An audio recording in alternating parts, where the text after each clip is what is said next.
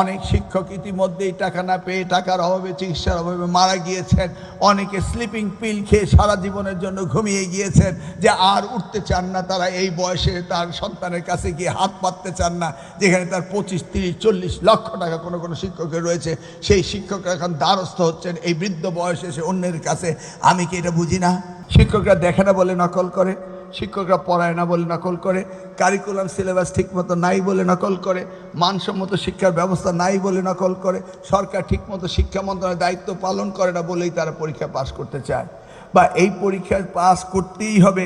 এই ধরনের শিক্ষা ব্যবস্থা তো পৃথিবী থেকে আস্তে আস্তে চলে যাচ্ছে, ফসিল হয়ে যাচ্ছে নাকি? তো সেই জায়গায় আমাদেরকে মানসম্মত শিক্ষার ব্যবস্থা করতে হবে। সেই জায়গায় আমাদের যেতে হবে। যেতে হলে কাদের মাধ্যমে যাব? শিক্ষকদের মাধ্যমে নাকি?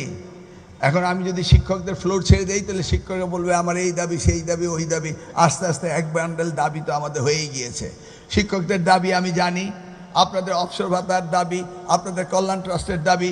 আপনারা জানেন বিগত সরকার 2022-এর পর অবসর ভাতা কল্যাণ ট্রাস্ট আপনাদের দেয় না। 23 গেল, 24 গেল, 25 গেল, আপনারা 1 টাকাও পান নাই। কারণ 7,000 কোটি টাকা বিগত সরকারের সময় যারা এই দায়িত্ব ছিল তারা আত্মসাৎ করেছে। অতএব আমাকে এই বাজেট পর্যন্ত বসে থাকতে হবে, থোক বরাদ্দ পেতে হবে, তারপর আপনাদের দিতে হবে, তারপর আস্তে আস্তে আপনাদেরকে এগোতে হবে।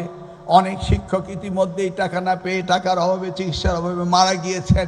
অনেকে স্লিপিং পিল খেয়ে সারা জীবনের জন্য ঘুমিয়ে গিয়েছেন, যে আর উঠতে চান না। তারা এই বয়সে তার সন্তানের কাছে গিয়ে হাত পাততে চান না, যেখানে তার 25, 30, 40 লক্ষ টাকা কোনো কোনো শিক্ষকের রয়েছে।